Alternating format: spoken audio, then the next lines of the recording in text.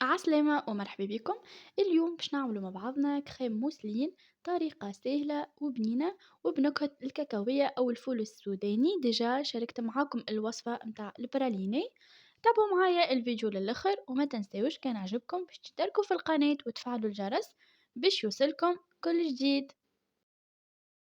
وأول حاجة باش نحضر الكريم باتيسير باش من بعد نحولها لكريم موسلين. اخذت 2 ساشيات من الكريم باتيسير ديجا يتباعوا عند العطار، يعني يتباعوا بارتو. الساشي فيها 40 جرام، وكل على كل ساشي نحط 400 مليلتر من الحليب باش من بعد تجيني الكريمة متاعي عاقدة على الاخر. وتنجموا تعملوا الكريمة العربي اللي بالعظم وبالنشاء، اما بطبيعة الطريقة هذية تكون اسهل. وتوا باش ناخذ 7 مغارف كبار من السكر، وباش ناخذ 800 مليلتر من الحليب. هذوما هما المكونات. واول خطوة باش نفرغ أكل 2 ساشيات في الحليب، وباش نزيد نفرغ لهم السكر، ونخلط كل شيء في البارد لين يتحلوا ويذوبوا معانا السكر. وتوا هزيت حطيتهم على الغاز، النار تكون متوسطة ومع التحريك المستمر باش من بعد ما تكعبرليش، ونقعد نحرك لين نتحصل على القوام هذايا. شوفوا كيفاش عاقدة، لازمها تكون عاقدة بالكدا بالكدا. توا باش نفرغها في وسط صحن، حاجة تكون معناها واسعة باش تبرد لكم. باش نفرغها في الصحن وباش نوزعها على كامل الصحن، وباش نغطيها بالبابي فيلم. البابي فيلم لازم معناها يكون اون كونتاكت بالكريمة باش ما يعملناش من فوق اكل كوش البرانية.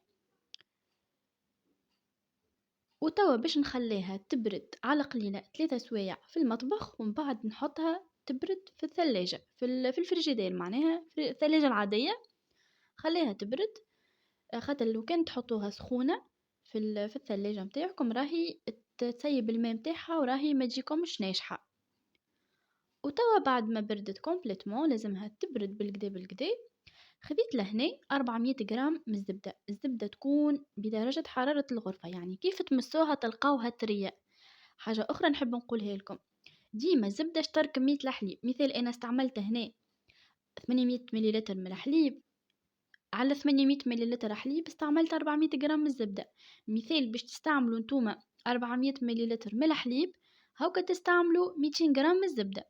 يعني هكاكا تقعدوا كيكا، يعني ديما زبدة اشتر كمية الحليب.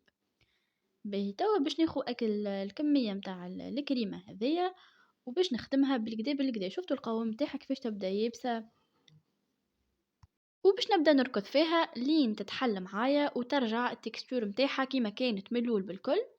وتوا باش نبدا نضيف لها في الزبده بشويه بشويه، يعني كل مره نضيف شويه زبده ونبدا نركض ونخدم فيها. بالنسبه للكريم موسلين راهو تنجموا تنكهوها باي حاجه تحبوا عليها، قهوه، شوكولاته مثلا، بخاليني، اي حاجه تحبوا تنجموا زاده تخليوها هكاكا راهي بالحق تجيكم بنينه على الاخر. وتوا كملت ضفت لها البخاليني اللي سبق وشاركت معكم الوصفه متاعو، تنخلي لكم الرابط متاعو في صندوق الوصف. شوفوا كيفاش اللون متاعو كيفاش تبدل، وراهو بالحق تجي بنينة بنينة بنينة على الاخر. وشوفوا القوام متاعها قديش عاقد ومزيان، واللون متاعها ياسر مزيان. ان شاء الله يا ربي نكون قدمت لكم اضافة واستفدتوا من الفيديو متاعي، ونتقابلوا في وصفة جديدة وفي فيديو جديد. وتوا نقولكم بسلامة.